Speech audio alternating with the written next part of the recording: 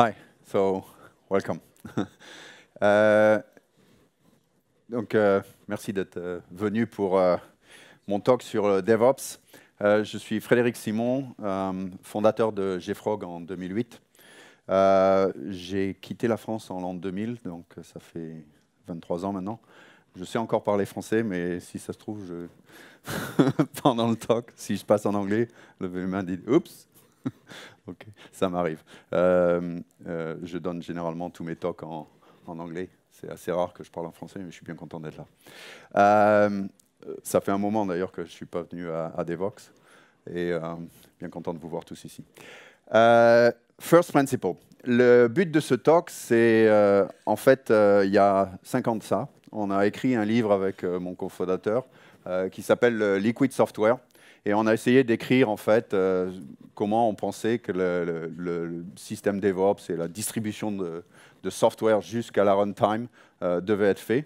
Et je me rappelle, bon, je ne sais pas combien de chez vous vous avez écrit des livres, mais ça prend beaucoup de temps. C'est assez difficile. Et pendant l'écriture, j'étais sûr qu'à la sortie du livre, tout serait enfin trop vieux et ancien. Et tout le monde ferait exactement ce qui est marqué dans le livre et personne ne lirait le livre. Et je suis là 5 ans après et je répète encore la même chose. Et toujours beaucoup de travail à faire. L'histoire de JFrog et l'histoire du DevOps. Ma première société, c'était en 98 ici à Paris. En fait, ça s'appelait Alpha CSP. Et on faisait du consulting pour la migration vers le middleware, Java middleware, WebLogic à l'époque, et puis après JBoss et tous ces environnements-là. Et c'était assez effrayant de voir la quantité de développeurs qui étaient capables de souffrir sans aucune bonne raison, juste parce qu'ils se levaient le matin, ils se disaient bon, je vais copier ce jar-là de cette place-là à cette place-là, je vais les mettre dans mes répertoires bien rangés et je vais les organiser pour créer mon application. Tout ça manuellement et très gentiment. C'est un peu pour ça donc qu'on a créé Artifactory et qu'on a créé JFrog pour gérer ce problème. Mais depuis ce temps-là, depuis en fait 2005 et la création de Maven, j'ai passé toute ma carrière à essayer de construire des outils pour aider les développeurs à délivrer du soft vers la production le plus rapidement possible. Et donc le but du talk, c'est en fait de savoir exactement, il y a beaucoup de talks aujourd'hui, je ne sais pas si vous en avez vu sur Internet, DevOps is dead, Platform Engineering is the new thing. Il y a plein de différentes méthodes pour faire du Agile avec le Scrum et tous ces genres-là. Mais donc si on prend du recul, qu'est-ce qu'on fait pour améliorer la distribution de soft vers la production? C'est en fait le software flow, ce qu'on appelle le software flow dans le liquid software. Dans la plupart du slide deck, là, je vais utiliser des dessins qu'on a mis dans le livre. Et le software flow, en fait, c'est basé d'abord sur une chose qui va peut-être changer prochainement, c'est que le développeur, il écrit des fichiers en texte un peu bizarres pour essayer de faire comprendre à une machine de se comporter correctement. Et généralement, bon, ça arrive avec moyennement de succès, mais bon, la plupart du temps, il y arrive. Mais c'est encore une expérience humaine. C'est un humain qui est devant une machine et qui écrit du code. Et tant que ce code ne tourne pas en production, en fait, on peut dire que c'est presque inutile. Okay, c'est très gentil d'écrire du code, de le compiler, de s'amuser sur son ordinateur, mais tant que le code ne tourne pas en production et tant que quelqu'un n'utilise pas le code qui a été écrit par le développeur, eh ben, on n'a rien fait.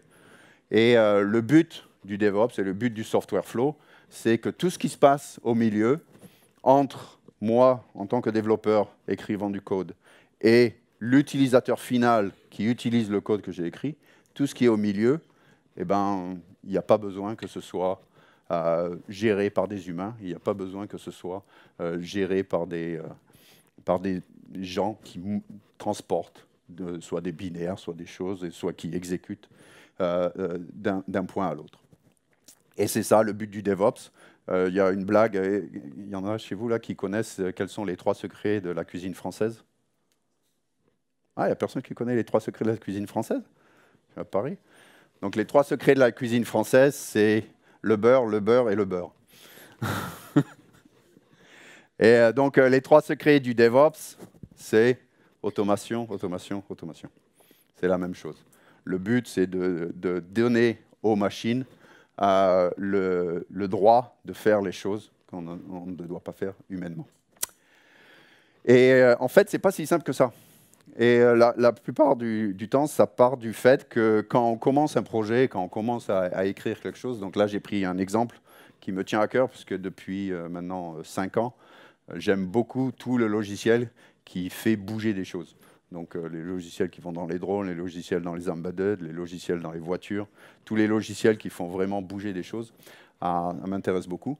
Et en fait, donc on commence à écrire un exemple d'un logiciel qui va gérer le vol d'un hélicoptère, d'un drone.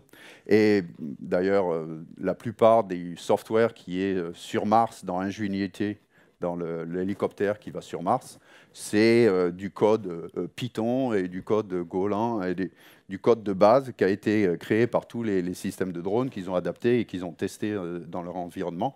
Mais donc, on est là, devant notre ordinateur, on fait le code, on transmet le code directement avec le câble USB jusqu'à le drone, on lance le drone et on teste et on fait des tests et on repeat. Et donc le DevOps magique, le software flow, c'est un câble USB entre moi, j'écris mon code, je compile, je transmets, ça tourne. Et donc quand notre première expérience en tant que développeur, je code, j'exécute, la DevOps, elle n'apparaît pas du tout.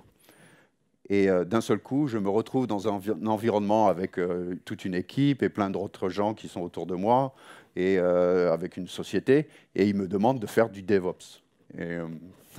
C'est une expérience assez intéressante pour les débutants et ceux qui commencent, et même pour ceux qui ont l'habitude de pouvoir coder et distribuer directement en production.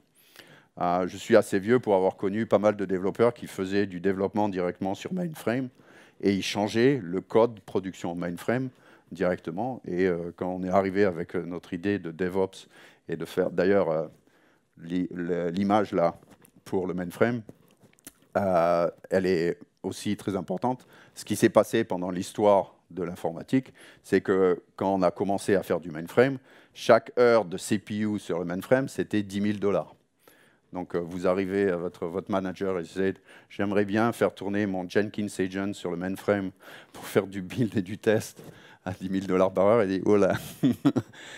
Donc, il y a complètement une inversion aujourd'hui de la dynamique financière, bien sûr. Et aujourd'hui, un seul développeur peut contrôler 100 machines cloud et lancer des milliers de jobs sans aucun problème. Alors qu'avant, chaque heure de développeur, c'était là pour gérer le mainframe. Et le DevOps, il a évolué aussi énormément, puisqu'on commence single developer, single device, pas trop d'intérêt. Dès qu'on a commencé, donc on aime bien le drone, et on commence à avoir une centaine de drones. Et il faut gérer, je ne sais pas si vous avez vu les drones qui volent en parallèle et tout ça. Donc la distribution et être sûr que tous les drones aient la dernière version du show et de ce qui va se passer, c'est super important.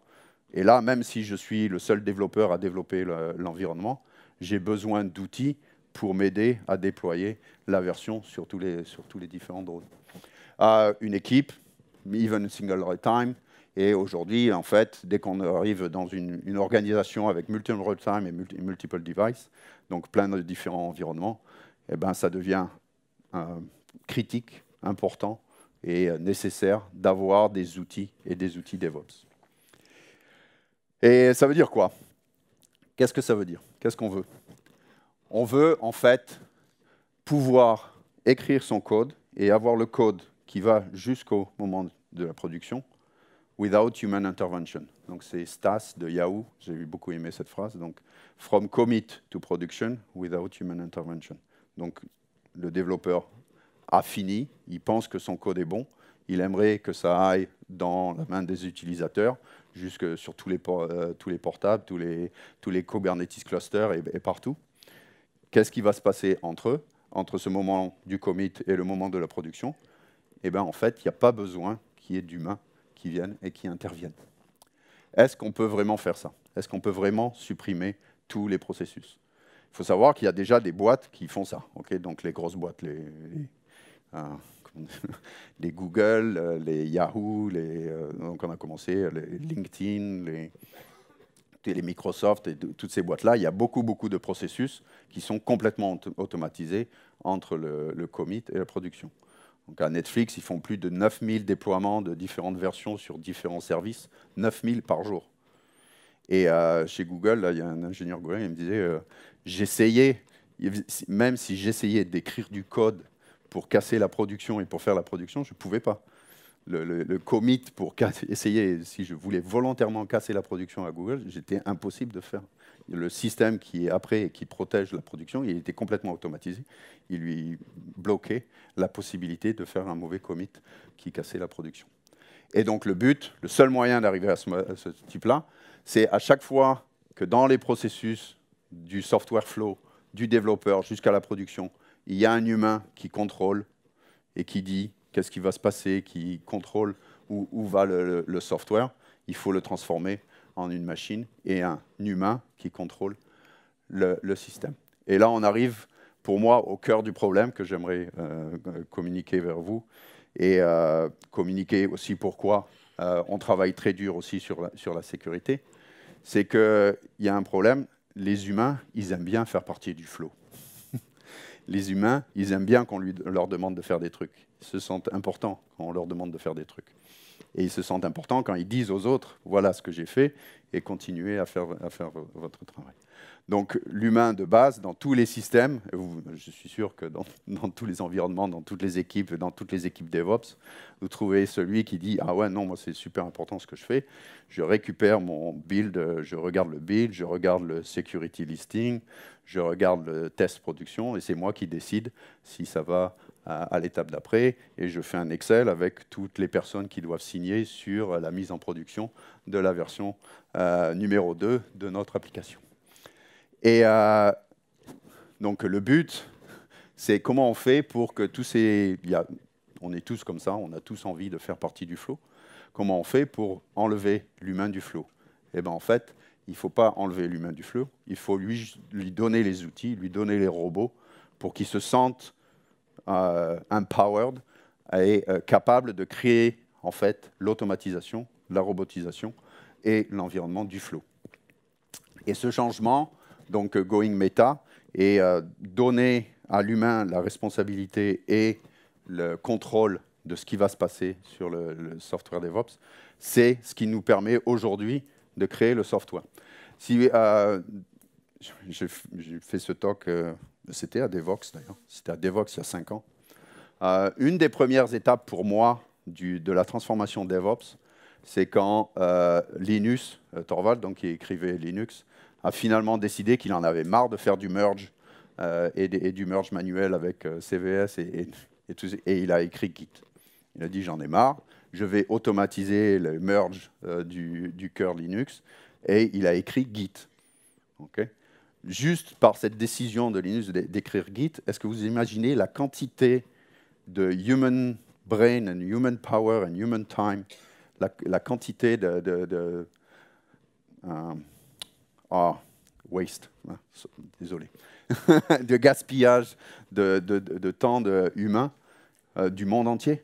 Juste la création de Git, c'est absolument...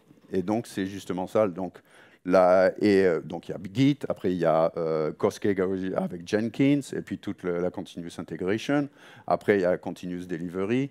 Après, il y a donc Kubernetes, l'orchestration, et puis tous les systèmes DevOps, tous les outils DevOps, à chaque fois, c'est la révolution qu'on est en train de faire l'expérience aujourd'hui, de transformer vraiment notre environnement et notre système pour que les machines fassent notre job. Okay.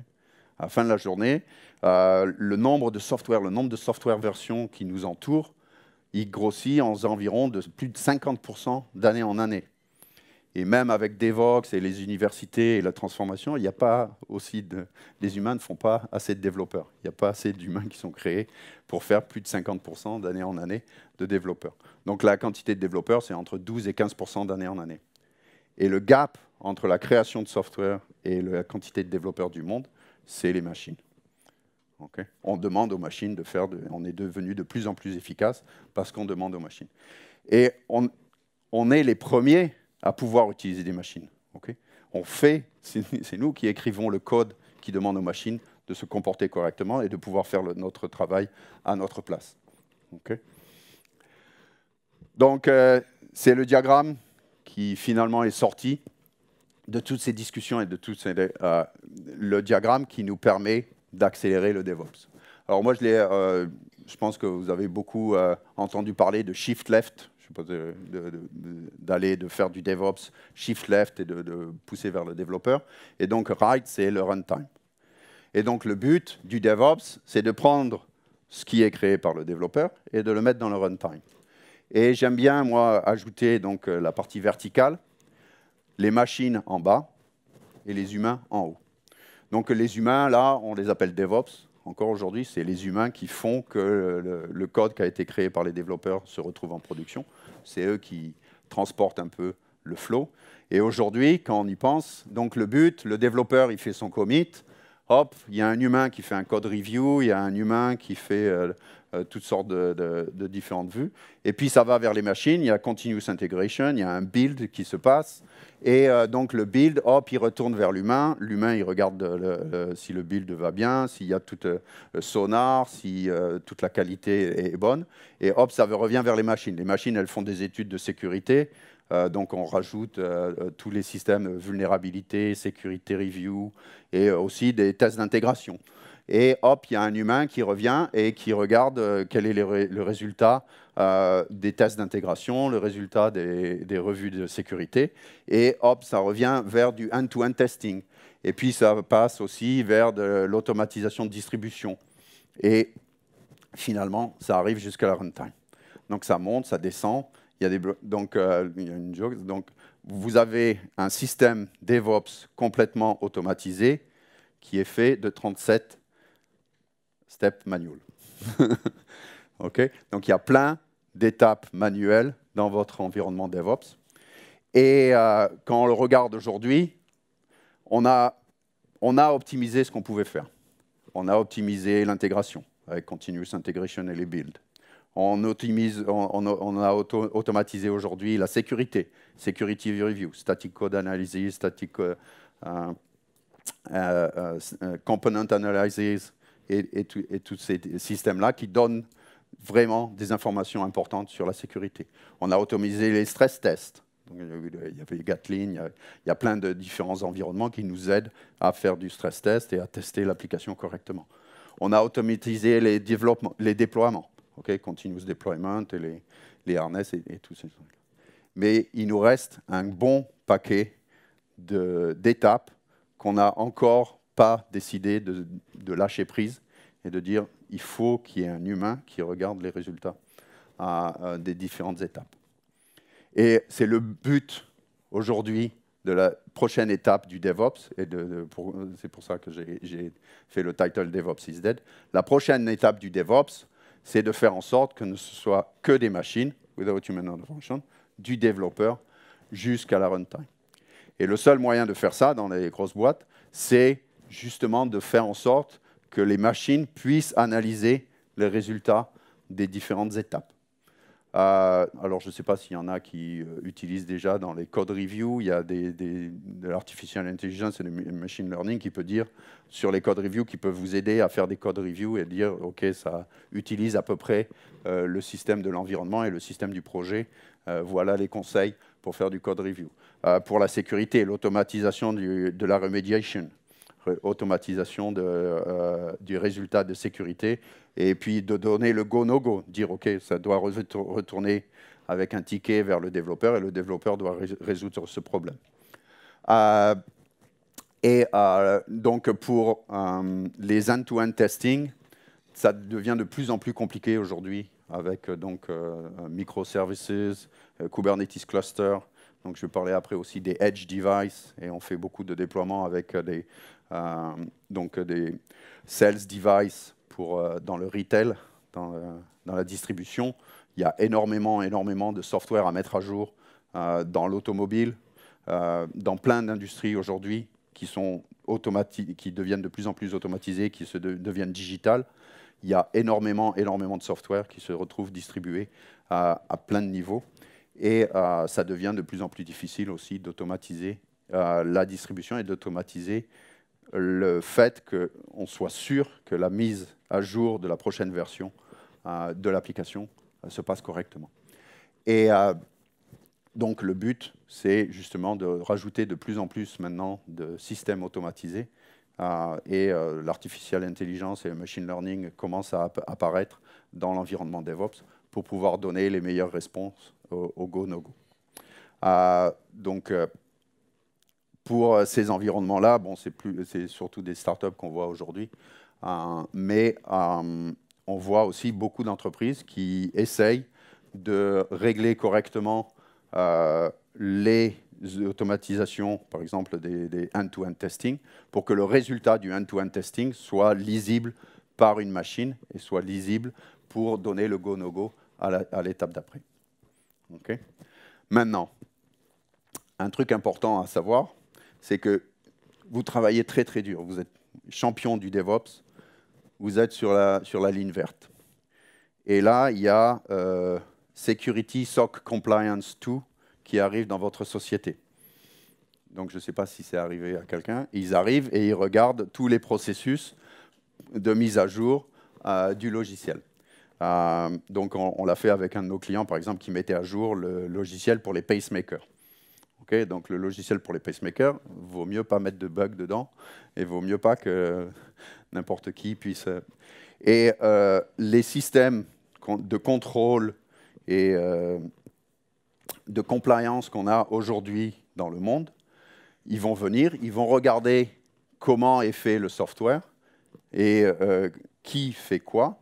Et le but de la compliance, c'est pour n'importe quel problème qui puisse arriver dans le software, pour n'importe quel changement et mise à jour et problème de déploiement, problème d'utilisation de la batterie, n'importe quel problème, il faut qu'il trouve un humain qui est responsable de l'erreur.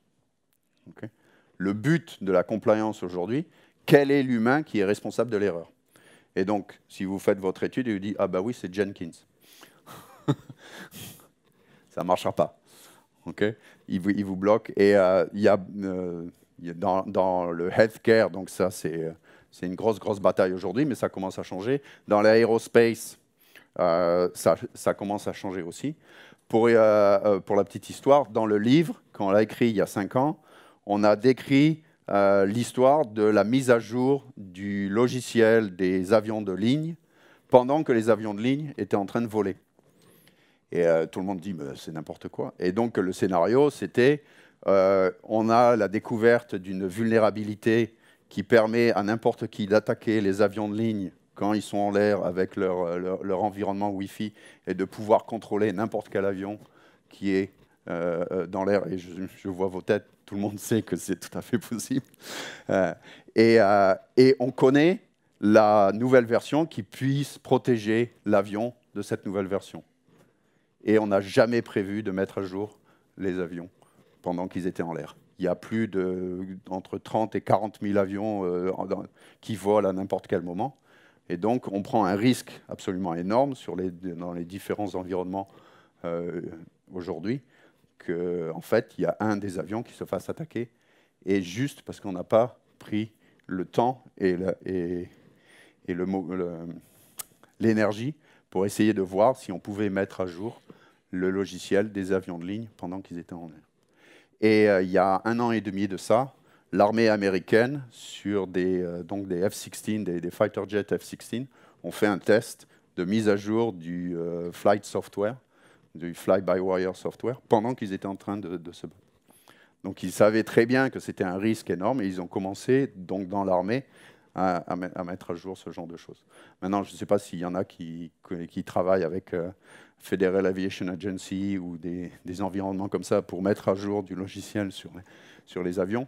Mais avant que ça change et avant qu'on passe à ce niveau-là, il y a encore du temps. Il faudra peut-être qu'il y ait justement un événement un peu désastreux comme celui que j'ai décrit dans le livre. Et pour le healthcare, on en a déjà plein. Okay, les machines de dialyse en Angleterre. Donc, il y avait ransomware qui a attaqué des machines Windows NT. Donc, ça marchait sur Windows NT. Et donc, pour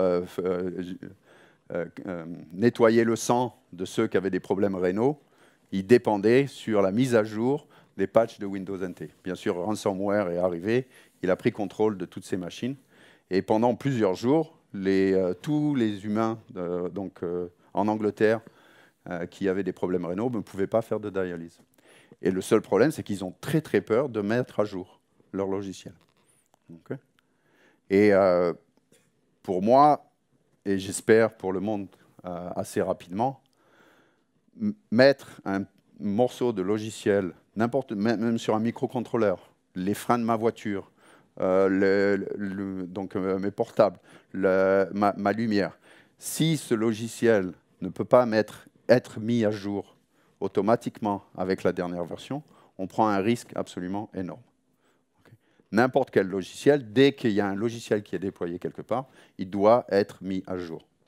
Et le seul moyen de le mettre à jour de manière correcte et continuellement, c'est d'automatiser complètement du développeur jusqu'à la runtime. Et le seul moyen pour que le monde accepte que ce soit possible, c'est que le flow soit sécurisé.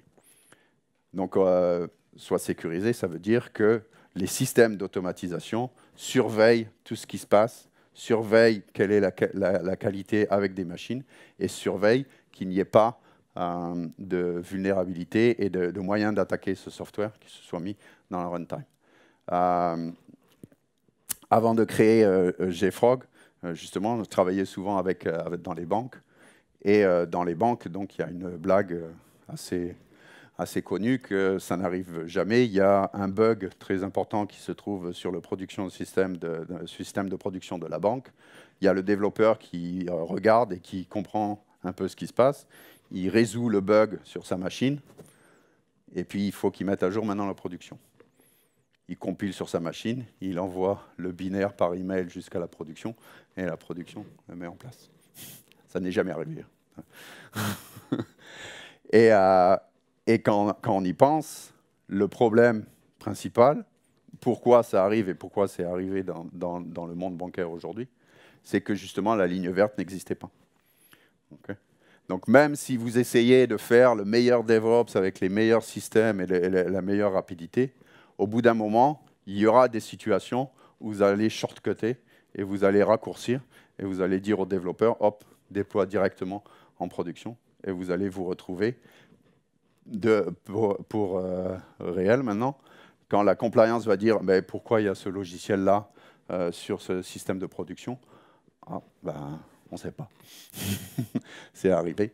Et pour vous dire que ça arrive d'avoir ce système-là. Et donc, c'est un peu la vision qu'on a à JFrog et la vision que j'ai pour le reste du monde. Le but du Software Development Lifecycle, c'est un peu le même but d'ailleurs, je ne sais pas s'il y en a qui sont allés visiter Toyota et les usines Toyota, surtout au Japon. Tous les systèmes qu'on utilise dans Agile Development Software viennent de beaucoup des études qu'ils ont fait à Toyota. Okay, le just-in-time, le red button, je ne sais pas s'il y en a qui connaissent le red button. N'importe quel employé à Toyota, dès qu'il voit quelque chose qui ne va pas, un trou qui n'est pas en face d'un panel et il ne peut pas mettre sa vis, n'importe quel problème de qualité, il a le bouton rouge et il peut arrêter complètement la chaîne complète de production de voitures et ils vont travailler pour résoudre l'environnement. Et ça a pris beaucoup de temps parce que l'environnement culturel au Japon, c'est pas trop. Moi, je suis un travailleur, je suis là pour visser des morceaux de plastique dans ma voiture. Je suis pas là pour arrêter une chaîne de production complète. Et donc, ils ont pris beaucoup de temps pour entraîner et pour motiver leurs employés à faire ça. Et petit à petit, ils ont réussi à créer des chaînes de production de qualité beaucoup plus importantes, meilleur que ce qu'ils faisaient bien sûr aux États-Unis, et avec des quantités de production aussi beaucoup plus importantes. Et on a récupéré beaucoup de ces process dans le Agile et dans tout ce qu'on fait dans le software. Et le but, maintenant, c'est d'avoir vraiment l'automatisation complète de la chaîne de production. Okay. Tous les DevOps du monde entier sont là pour écrire du code de robots et d'automatisation qui va permettre aux développeurs de pouvoir écrire n'importe quel code et d'être sûr que le code va retrouver en production sans problème.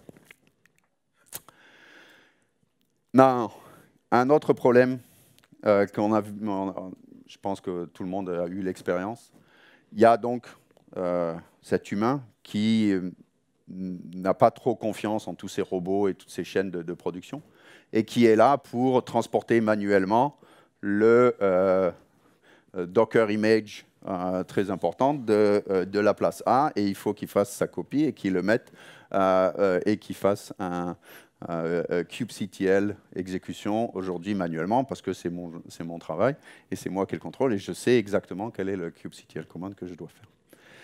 Et bon, il fait son boulot, ça va à une vitesse beaucoup plus lente que le reste de la chaîne, mais il est là. Et il y a toute une série d'équipes qui travaillent vraiment très très dur pour automatiser les systèmes, les tests d'intégration, les tests de sécurité, la validation des penetration tests.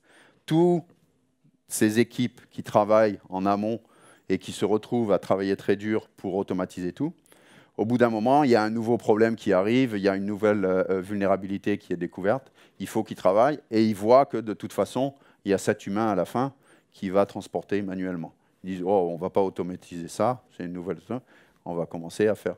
Et donc, il y a une espèce de virus, un virus de human intervention qui arrive dans la chaîne. Et petit à petit, tout le monde dit, ah ben dans ce cas-là, je vais utiliser un humain. Je vais pas utiliser. Dans ce cas-là, et petit à petit, on se retrouve avec plein d'étapes manuelles dans notre chaîne de production. Donc il faut faire vraiment, vraiment très gaffe à ces environnements-là et se battre continuellement pour l'automatisation des chaînes de production. Et puis, pour finir, j'aimerais parler, dans la salle, là, il y en a combien qui font du logiciel pour du Edge, pour soit des microcontrôleurs, des voitures, des point of sale, des POS pour des restaurants ou pour la distribution. Il y en a combien qui font du logiciel pour la personne? Okay. Donc, c'est la prochaine étape de la construction de logiciels, c'est de donner du logiciel, donc le Edge Compute. On a déjà donc tous nos portables et nos mobiles, mais il y en a de plus en plus de machines de tout genre qui peuvent faire tourner vraiment beaucoup de logiciels. Et donc, il y a une transformation vers le Edge Compute. Et le Edge Compute, en fait, un des gros problèmes, c'est qu'il faut qu'ils aient donc des network latency qui soient beaucoup plus faibles que ce qu'on en a l'habitude. Donc, si vous faites un nouveau système de freinage pour voiture électrique et qui doit aller lancer une requête sur un cloud Amazon pour savoir est-ce que je dois freiner ou pas, on est un peu... on sera dans la problématique. Et on commence à avoir beaucoup plus d'applications qui sont dans ce type-là. Donc, les voitures, les home devices, augmented reality, dans le bâtiment, ils utilisent de plus en plus d'augmented reality dans plein d'autres environnements. Et donc, il faut faire en sorte qu'on envoie du software le plus proche possible des humains et des utilisateurs. Et on se retrouve avec une Edge Compute Application. Et la grosse différence entre une Edge Compute Application, c'est principalement donc qu'on a c'est un système hiérarchique beaucoup plus complexe que ce qu'on a jusqu'aujourd'hui, des M-Chart avec des containers qui se connectent à une base de données, et puis des devices, des web browsers. C'est un peu ce qu'on a aujourd'hui dans la plupart du monde sur les grosses applications. Et aujourd'hui, donc les Edge Native Applications, donc en comparaison du Cloud Native Application, on commence à avoir donc des embedded Linux devices un peu partout.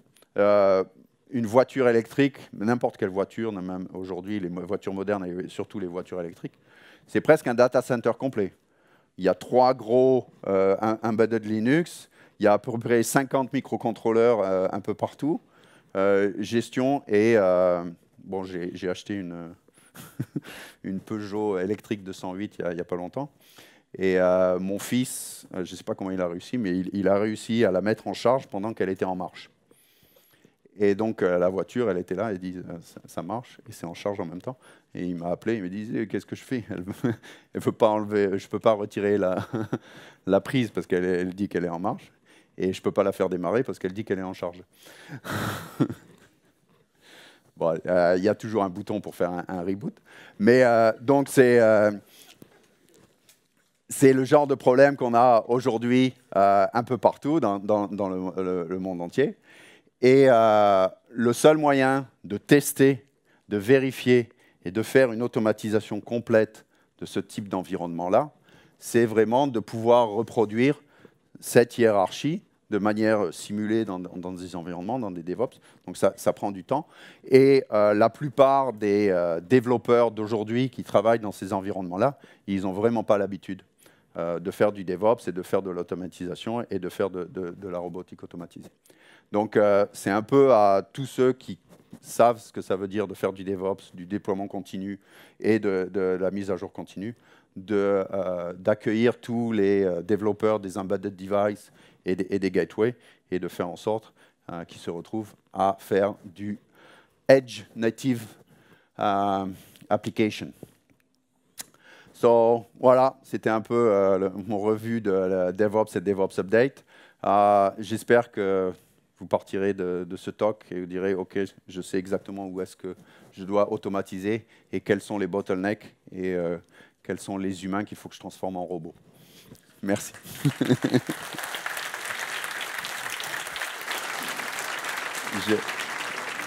J'ai quelques minutes pour des questions, si vous avez des questions.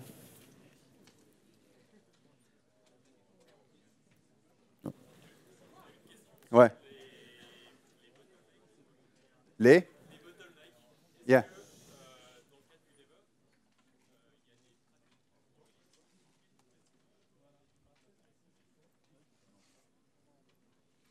C'est une très bonne question. La question, c'est comment identifier les bottlenecks dans la chaîne DevOps pour comment identifier là où ça bloque. Et c'est un peu ce qu'on fait à JFrog en étant les binaires, le repository des binaires et de voir où les binaires se passent. Et il faut utiliser donc l'analogie l'analogie des voitures et de la factory des voitures marche très très bien. Et généralement, les bottlenecks, c'est les tests. Okay, les bottlenecks, c'est les tests de vérification. Et surtout, est-ce qu'après des tests, j'ai réalisé ce que je voulais ou c'est un go-no-go? Donc, les tests de go-no-go. Mais quoi qu'on fasse, dès qu'il y a un humain, c'est assez facile. Un humain, c'est un bottleneck. Il n'y a pas de... Il n'y a pas photo. Juste pour info, on a fait ça avec beaucoup de clients. Donc, Artifactory, JFrog Artifactory, ça enlève beaucoup d'humains qui étaient là pour transporter les binaires d'une place à l'autre. Et on a des milliers de pourcents des process qui duraient plusieurs semaines qui se passent en quelques heures, quoi. De plusieurs semaines à quelques heures, juste en enlevant beaucoup de processus comme ça arrive assez souvent. D'autres questions? Merci beaucoup.